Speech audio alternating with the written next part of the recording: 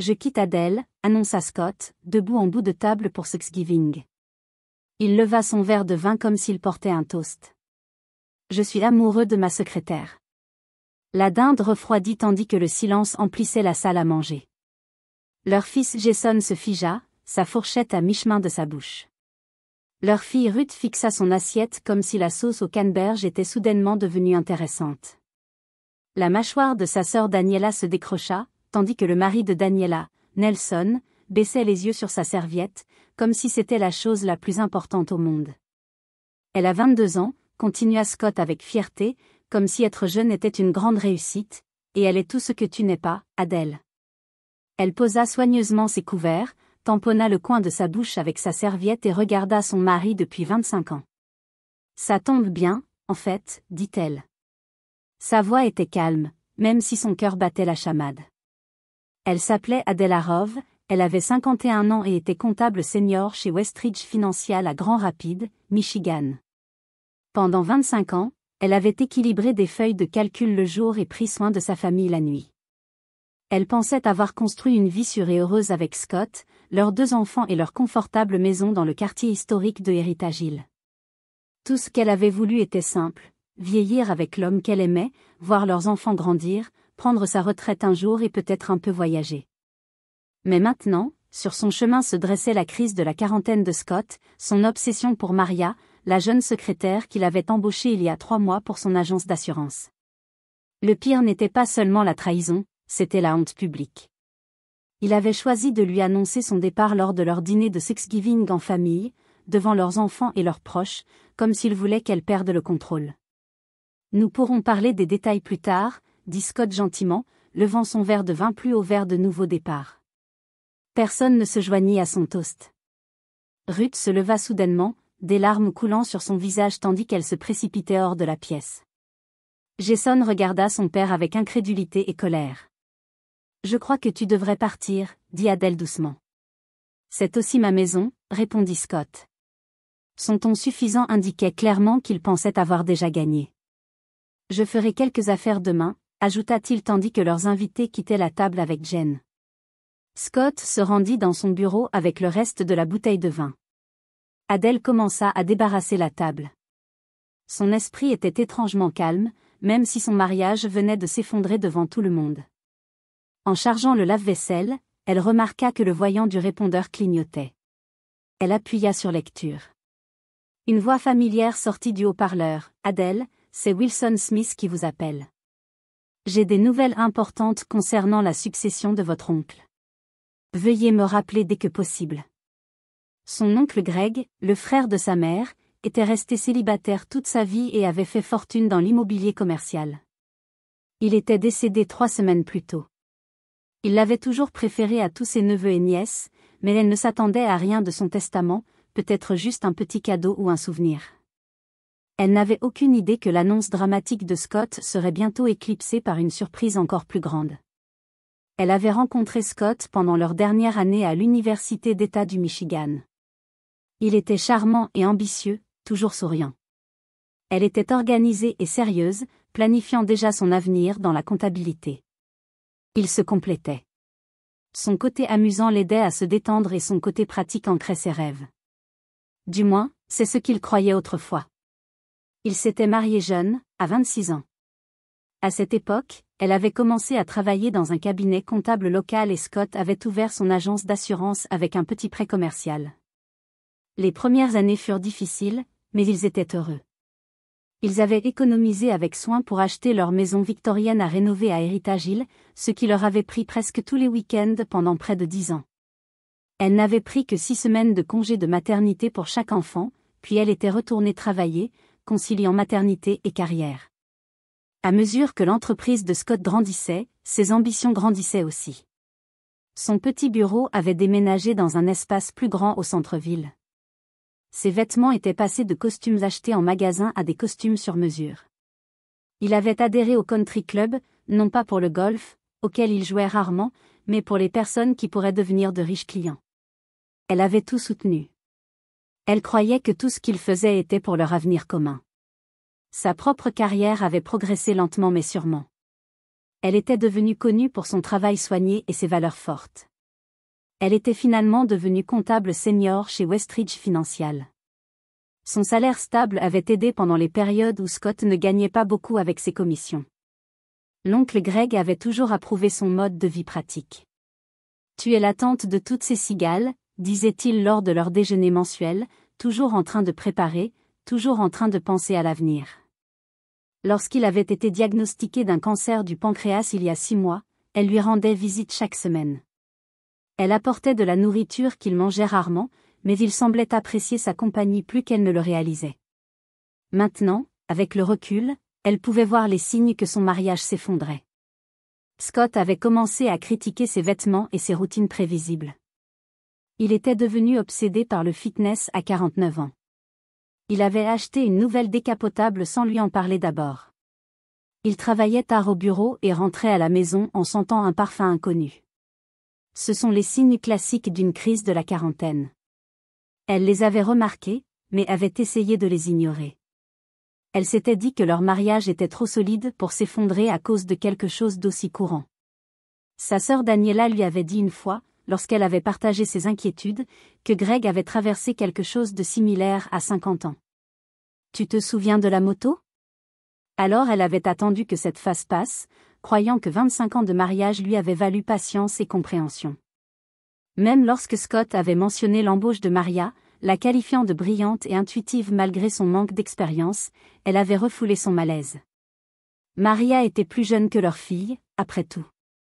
Sûrement que Scott ne serait pas aussi prévisible. Il y a 2 semaines, elle était passée à son bureau sans prévenir. Elle avait apporté le déjeuner pour le surprendre. La réceptionniste lui avait jeté un regard de pitié qui aurait dû l'alerter. Sa porte était verrouillée. Elle avait entendu de légers rires venant de l'intérieur. Elle avait donné les sandwichs à la réceptionniste et était retournée travailler. Elle s'était dit qu'il devait y avoir une bonne explication. Elle avait choisi la confiance plutôt que la suspicion, la loyauté plutôt que les preuves. Maintenant, regardant Scott se verser un autre verre de vin pour célébrer seule après avoir déchiré leur famille, elle se demandait si elle avait été loyale envers un homme qui n'avait jamais vraiment existé.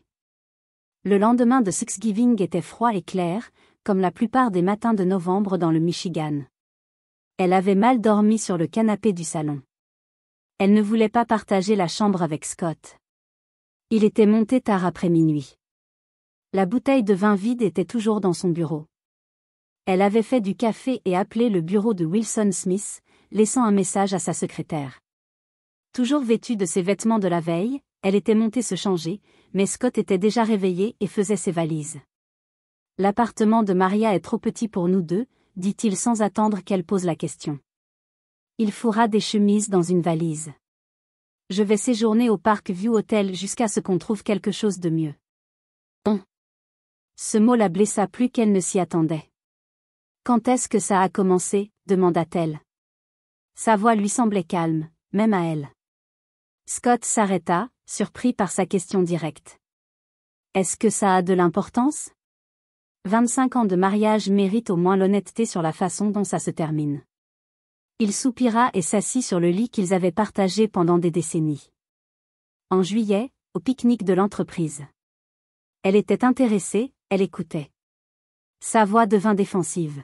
« Tu sais depuis combien de temps tu t'es vraiment souciée de ce que je fais, Adèle ? Maria écoute.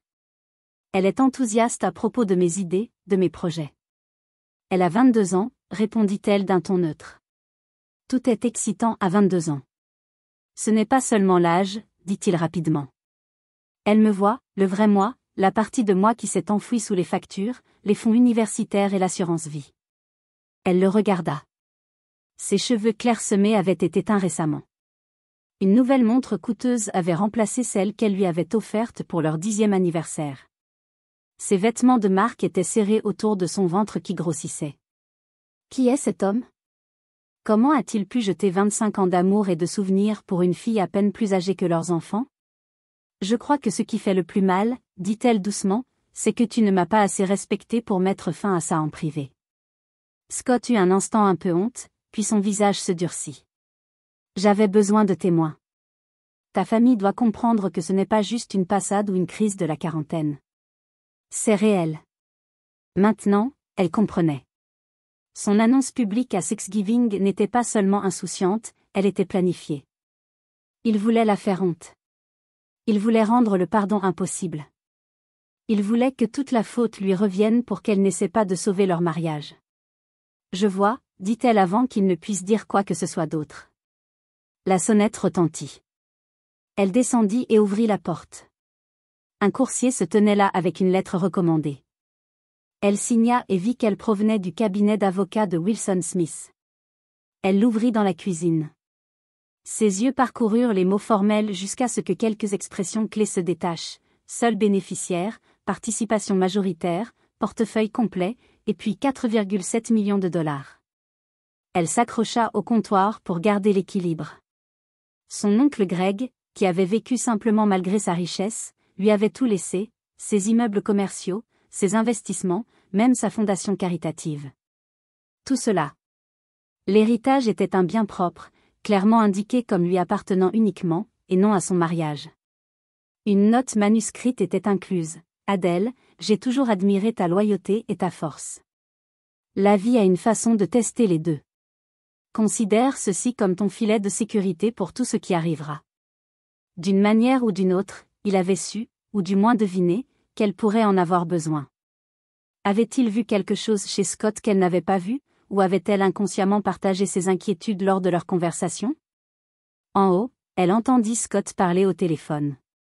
Sa voix était pleine d'excitation alors qu'il parlait de sa nouvelle vie, probablement à Maria.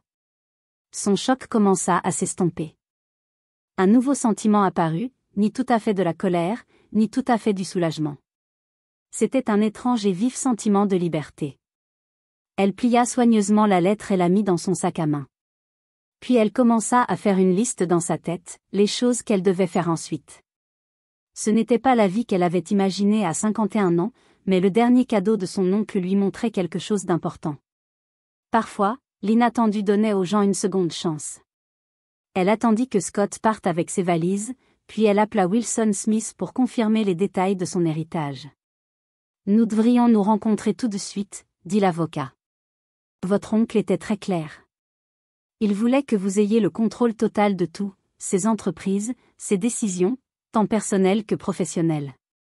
Après avoir fixé un rendez-vous pour lundi matin, elle appela Daniela. Daniela arriva 30 minutes plus tard avec une bouteille de vin et une énergie protectrice féroce. Cet enfoiré absolu, dit-elle en colère, faisant les 100 pas dans la cuisine. Après tout ce que tu as fait pour lui, les sacrifices, le soutien.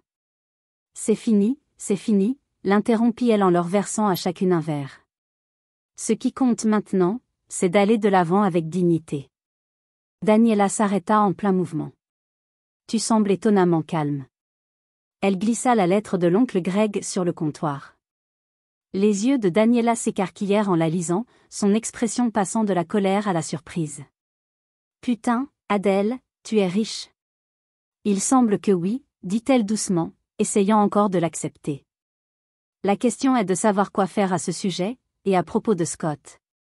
Le sourire de Daniela devint acéré. Oh, c'est trop parfait. Monsieur la crise de la quarantaine pense qu'il passe à une femme plus jeune et il ne sait même pas que sa femme ennuyeuse vient de décrocher le jackpot. Il ne le sait pas encore, dit-elle. Je ne suis pas sûre de comment ni quand le lui dire. Tu ne lui dois rien, dit Daniela fermement.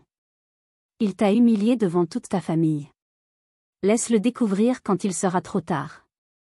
Une partie d'elle était d'accord avec cette idée, mais 25 ans de mariage ne pouvaient pas être jetés à la poubelle juste avec de la colère. Elle avait besoin de temps pour réfléchir à sa trahison et pour comprendre sa soudaine richesse. Pendant le week-end, elle resta calme en apparence, mais à l'intérieur, elle était pleine de chagrin et de pensées. Les enfants lui rendirent visite, lui apportant leur soutien et partageant leur colère face à ce que leur père avait fait. Ruth refusa de lui parler lorsqu'il appela. Jason le rencontra pour prendre un café, mais revint en colère. Il a essayé de se justifier, dit Jason. Il mérite le bonheur après avoir donné ses meilleures années à la famille, comme si elle n'avait pas fait autant de sacrifices. Lundi matin, elle s'était suffisamment ressaisie pour rencontrer Wilson Smith dans son bureau du centre-ville. Il avait à peu près l'âge de l'oncle Greg, avec des cheveux argentés et des yeux perçants. Il l'accueillit gentiment. Votre oncle parlait souvent de vous, dit-il alors qu'ils étaient assis dans une salle de conférence tranquille au mur lambrissé. Il admirait beaucoup votre caractère stable. Pendant 2 heures, Wilson expliqua tous les détails de son héritage, 6 propriétés commerciales à Grand Rapids et dans les villes voisines, un solide portefeuille d'investissement, le contrôle d'une société de gestion immobilière et la direction d'une fondation qui aide les étudiants. Greg croyait profondément à l'indépendance financière, dit Wilson en faisant glisser un dossier sur la table, surtout pour les femmes. Sa mère, votre grand-mère, s'est retrouvée sans rien à la mort de son mari. Il ne l'a jamais oublié. L'héritage était clairement indiqué comme son bien propre. Ce détail juridique allait devenir très important dans les semaines à venir. En quittant le bureau de Wilson, portant une pile de documents à lire, son téléphone vibra. C'était un message de Scott, besoin de discuter finances. Dîner ce soir? Elle accepta de le rencontrer dans un restaurant italien tranquille du centre-ville. Ils y avaient célébré des anniversaires autrefois, à une époque plus heureuse. Scott arriva, l'air à la fois fier et nerveux. Il l'embrassa sur la joue comme si tout allait bien, comme si leur mariage n'était pas déjà brisé. « Tu as l'air bien », dit-il en la regardant attentivement. Il semblait surpris. Peut-être s'attendait-il à des yeux rouges et des cheveux en désordre, signe qu'elle avait le cœur brisé. « De quoi voulais-tu parler ?» demanda-t-elle, passant les banalités. Scott s'éclaircit la gorge. « Je pensais à la maison. Il est logique que tu y restes, bien sûr, mais compte tenu de sa valeur, nous devrions parler de compensation. » Compensation? Ma part de l'équité, dit-il. Je crois qu'on peut s'arranger pour un rachat progressif. Je sais que tu n'as pas les liquidités nécessaires pour me payer tout de suite. L'hypothèse était choquante.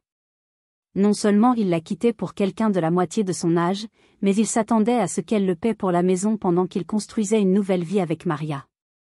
J'ai besoin de temps pour y réfléchir, dit-elle calmement.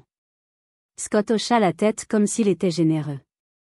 Bien sûr, c'est beaucoup à digérer, mais Maria et moi aurons besoin d'argent pour repartir à zéro. Je suis sûr que tu comprends. Ce qu'elle comprenait parfaitement, c'est que Scott la considérait comme une source d'argent, quelqu'un à utiliser avant de s'en aller. Juste une étape sur le chemin de sa nouvelle vie avec Maria. Mon avocat te contactera, dit-elle en retenant ses émotions. Scott haussa les sourcils. Tu as déjà un avocat? Ça me semble inutile. Je pensais qu'on pourrait rester amicaux. Amicaux, répéta TL. Le mot avait un goût amer dans sa bouche. M'humilier devant toute ma famille, c'était amical? Scott eut un instant un peu honte, puis son visage se durcit. Je reconnais que le timing aurait pu être meilleur, mais j'avais besoin d'une rupture nette pour le bien de Maria. Tu veux dire, dit-elle, et puis elle le vit jeter un coup d'œil à sa montre. C'était une habitude nerveuse dont elle se souvenait bien de toutes leurs discussions budgétaires pendant leur mariage. Maria mérite un nouveau départ sans les ombres de mon passé. Elle est jeune, elle a toute la vie devant elle, et moi non, demanda-t-elle sèchement. Sa voix était plus froide qu'elle ne l'avait voulu. Ce n'est pas ce que je voulais dire, dit-il en tendant la main par-dessus la table pour essayer de toucher la sienne. Elle retira sa main. Tu vas bien t'en sortir, Adèle. Tu as toujours été résiliente. Résiliente. Le mot flottait dans l'air. C'était une façon discrète d'admettre tout ce qu'elle avait enduré, les problèmes d'argent quand son entreprise démarrait, les années où elle avait concilié travail et éducation de leurs enfants, et tous les efforts émotionnels qu'elle avait déployés pour maintenir leur foyer et leur mariage stable. Elle s'était toujours adaptée, avait toujours donné plus. Tu as raison, finit-elle par dire. Je suis résiliente. Quelque chose dans son ton dut l'alerter. Son expression passa d'une fière confiance à une inquiétude lasse. Nous devrions discuter des aspects pratiques, dit-il en changeant de sujet. Division des biens, considération de pension alimentaire. J'ai regardé nos finances, l'interrompit elle. Moi aussi. Il y a des irrégularités dont j'aimerais parler. Il cligna rapidement des yeux. Irrégularités? Des retraits de notre compte d'épargne commun, environ 47 000 $ au cours des 6 derniers mois. Son visage devint rouge. Dépenses professionnelles, problèmes de trésorerie temporaire. J'allais les remettre avec. Les bénéfices de ton agence diminuent depuis 3 ans. La peur rapide dans ses yeux confirma ce qu'elle avait déjà deviné. Il avait secrètement pris leur argent, probablement pour financer sa nouvelle vie avec Maria, dîner coûteux, séjour à l'hôtel, peut-être des cadeaux. Les pièces de sa liaison. Comment pourrais-tu connaître les bénéfices de l'agence ? Demanda-t-il soudainement en colère.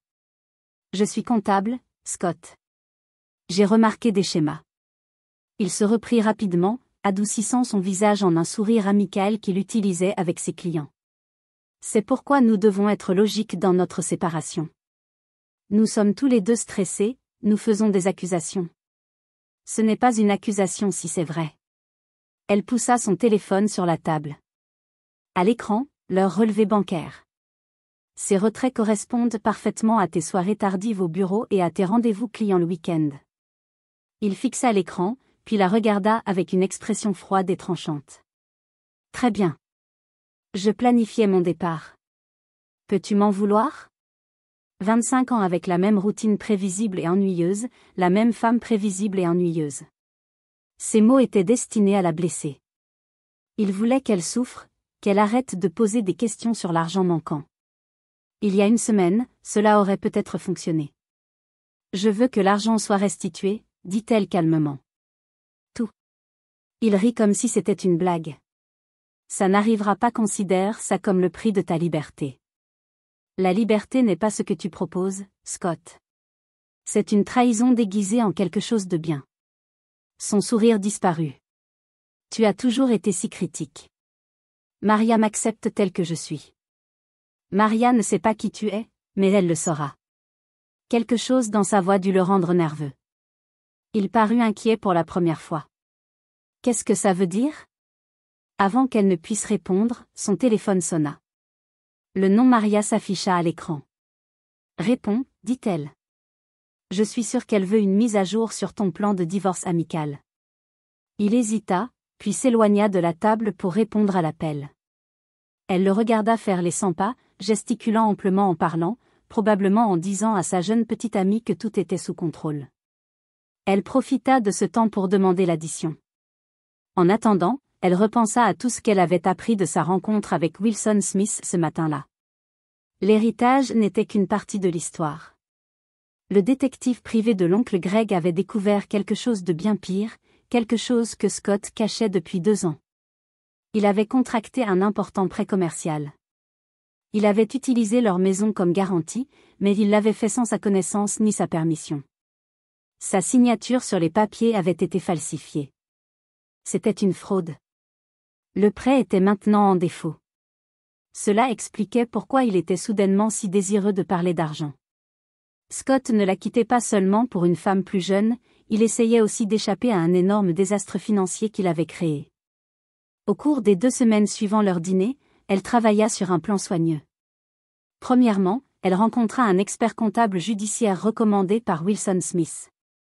Son travail consistait à trouver et à documenter les malversations financières de Scott.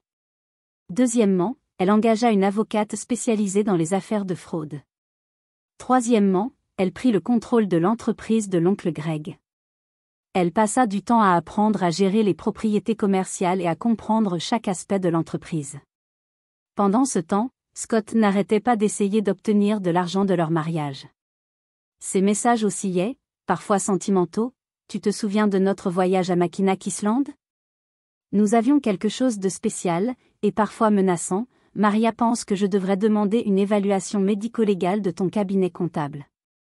Elle répondait par de courts messages, juste assez pour gagner du temps pendant que les preuves s'accumulaient. L'expert comptable judiciaire découvrit que Scott avait fait plus que contracter un faux prêt.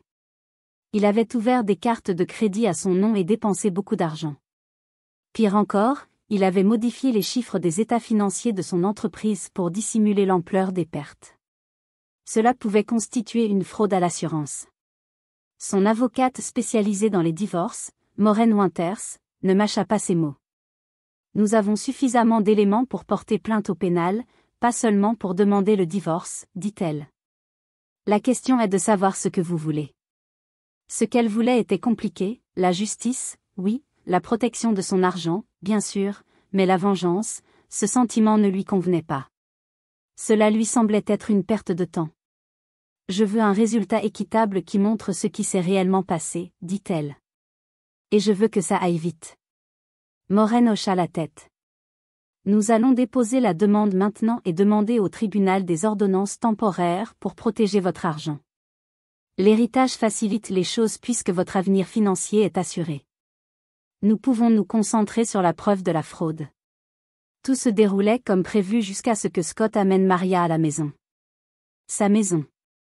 Elle venait de rentrer d'une réunion avec le gestionnaire immobilier de l'oncle Greg lorsqu'elle entra dans sa chambre. Elle les trouva tous les deux là. Scott rangeait des boutons de manchette et des montres. Maria était allongée sur le lit, faisant défiler son téléphone. « Vous devez être Adèle », dit Maria sans lever les yeux. « Scott m'a tellement parlé de vous. » Elle étudia la jeune femme qui avait contribué à détruire son mariage. La fille était jolie d'une manière ordinaire, mince, blonde et pleine d'assurance, le genre d'assurance qui vient de n'avoir jamais connu de déception sérieuse. Elle portait des vêtements coûteux qui semblaient encore neufs, fraîchement sortis du magasin. Les 47 000 $ de Scott étaient là, marchant et parlant. « Vous a-t-il parlé de l'enquête pour fraude ?» demanda-t-elle agréablement. La tête de Maria se releva brusquement. « Quoi ?» Scott sortit du placard, le visage sombre de colère. « Adèle, ça suffit. » « Assez de quoi ? Du prêt en défaut ? Des signatures falsifiées ? Des dettes de carte de crédit ? » « Elle ment, » dit Scott à Maria, mais il y avait du doute dans sa voix. « Vraiment ?» demanda-t-elle. Elle sortit un dossier de son sac et le tendit vers Maria. « Voici des copies des documents. Vous voudrez peut-être réfléchir à 2 fois avant de vous lier à un navire en train de couler. » Scott tendit la main vers le dossier, mais Maria fut plus rapide. Elle le saisit et feuilleta les pages, son visage devenant de plus en plus alarmé. « Qu'est-ce que c'est ?» demanda-t-elle en brandissant un relevé de carte de crédit. « Vous m'avez dit que vous m'emmèneriez à Paris après le divorce. »« Je peux t'expliquer » commença Scott, mais Maria se dirigeait déjà vers la porte, le dossier serré dans ses bras. « Vous avez dit que vous étiez financièrement stable » dit-elle. « Vous avez dit qu'Adèle était le problème. » Après son départ, Scott se tourna vers elle avec une froide fureur. « Tu as tout gâché. Tu as fait ça toute seule » répondit-elle. Le lendemain matin, Maureen appela avec des nouvelles inattendues. « Scott a contacté un autre avocat » dit-elle. « Il demande une conférence de règlement d'urgence. Il est désespéré de régler rapidement » ajouta-t-elle. « Il propose d'admettre le prêt frauduleux si nous n'appelons pas la police. » Il semblait que le départ de Maria avait anéanti le fantasme de Scott d'une échappatoire propre. Sa relation s'effondrant et le danger juridique se rapprochant, il se réveillait enfin. Elle aurait dû se sentir victorieuse, mais au lieu de cela, elle se sentait étrangement vide. 25 ans de mariage se terminant non pas avec respect, mais avec des accords précipités pour éviter la prison. « Que me recommandez-vous » demanda-t-elle à Maureen. « Nous sommes en position de force. Nous pourrions tout exiger, la maison, votre retraite complète, même le remboursement de la fraude. » Sa décision devint claire à ce moment-là. « Fixez la conférence, mais j'ai des conditions spécifiques, telles que, je veux une rupture nette, une séparation totale, plus aucun contact. » Maureen parut surprise. Pas de punition, pas de revanche ? Elle pensa à Scott et Maria dans sa chambre, l'endroit où elle avait passé un quart de sa vie. Avec quelle rapidité tout avait été jeté. « Les documents de fraude vont sous séquestre, » dit-elle. « S'ils respectent l'accord de divorce, ils resteront scellés. Sinon. » Conséquence, termina Maureen avec approbation dans la voix. La conférence de règlement fut fixée pour la semaine suivante. En attendant, elle se concentra sur l'apprentissage de sa nouvelle entreprise. Elle avait maintenant un empire immobilier à gérer. La conférence eut lieu dans le bureau moderne de Maureen au centre-ville, surplombant la Grand River. Scott vint seul. Il avait l'air fatigué, sa chemise était froissée, son visage pâle et la montre coûteuse avaient disparu de son poignet. Son avocat, un homme nerveux qui fronçait toujours les sourcils, commença par des paroles douces sur les erreurs mutuelles et la nécessité d'aller de l'avant pacifiquement. Le sourire froid de Maureen l'arrêta. « Soyons honnêtes sur ce qui s'est passé, » dit-elle en faisant glisser des documents sur la table. Fraude, vol d'identité, mensonge sur l'argent. Ce ne sont pas des erreurs mutuelles. Scott baissa les yeux sur la table, évitant son regard, tandis que son avocat lisait les documents. Mon client est prêt à faire de grosses concessions, dit l'avocat. C'est bien, répondit Maureen, parce que ma cliente est prête à porter plainte au pénal. Les mots flottaient dans l'air comme un couteau tranchant. Scott leva enfin les yeux. Ils étaient remplis de peur et de colère. Qu'est-ce que tu veux, Adèle, demanda-t-il doucement. Elle ouvrit un dossier, non pas avec des formulaires juridiques, mais avec des photographies. Leur jour de mariage, leurs enfants bébés, la maison avant sa rénovation, des souvenirs de 25 ans de vie ensemble. Je veux que tu comprennes ce que tu as perdu, dit-elle doucement. Pas seulement moi.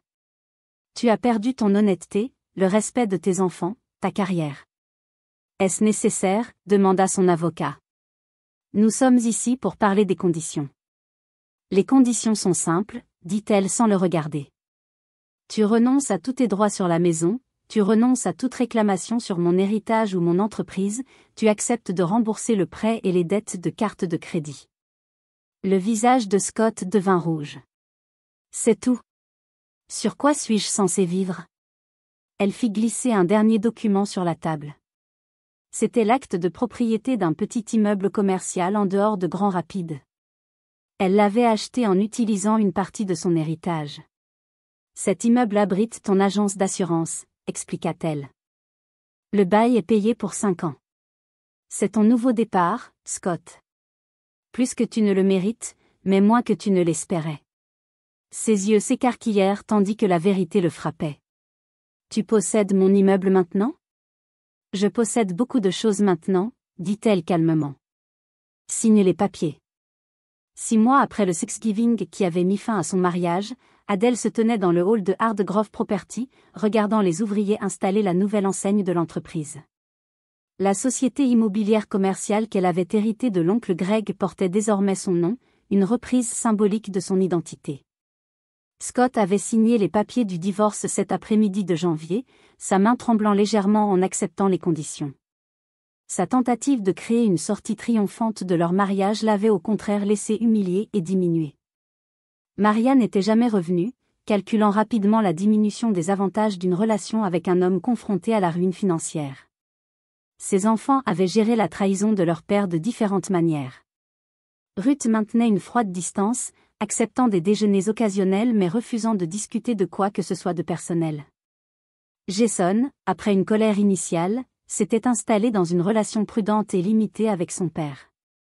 Tous deux avaient exprimé une fierté discrète de la façon dont elle avait géré la situation. Tu ne l'as pas laissé te détruire, avait observé Ruth lors d'un récent dîner. C'est ce qu'il voulait, n'est-ce pas? Te briser pour ne pas avoir à se sentir coupable. Peut-être Ruth avait-elle raison. L'annonce publique, la cruauté désinvolte, tout cela avait été conçu pour la dépeindre comme l'épouse rejetée, un rôle qui justifierait ses actions auprès de leur cercle social, et plus important encore, auprès de lui-même. Au lieu de cela, Adèle était ressortie plus forte, plus riche et remarquablement entière. Les compétences comptables qu'elle avait développées tout au long de sa carrière lui étaient désormais très utiles alors qu'elle développait les actifs immobiliers de l'oncle Greg, ajoutant 3 immeubles au portefeuille au cours de ses 6 premiers mois de propriété. L'agence d'assurance de Scott continuait d'opérer dans l'un de ces immeubles. Leur seul point de contact était le paiement électronique mensuel du loyer. Elle avait entendu dire par des connaissances communes que Scott avait tenté de fréquenter des sites de rencontres en ligne, mais avec un succès limité. Les femmes de son âge trouvaient son histoire préoccupante et les femmes plus jeunes perdaient intérêt lorsqu'elles découvraient ses difficultés financières. Alors que l'équipe d'installation finissait de monter l'enseigne, son téléphone sonna avec un rappel de calendrier, dîner avec Wilson Smith pour discuter des bourses d'études annuelles de la Fondation éducative. Elle avait doublé le nombre de bénéficiaires cette année, en se concentrant sur les femmes poursuivant des études en finance et en commerce. Dehors, le printemps avait transformé Grand Rapids du gris hivernal au vert vibrant. À 51 ans, elle recommençait, non pas avec résignation, mais avec anticipation, curiosité et une sagesse durement acquise sur la différence entre la valeur et le prix. L'avenir s'étendait devant elle, non écrit et entièrement sien.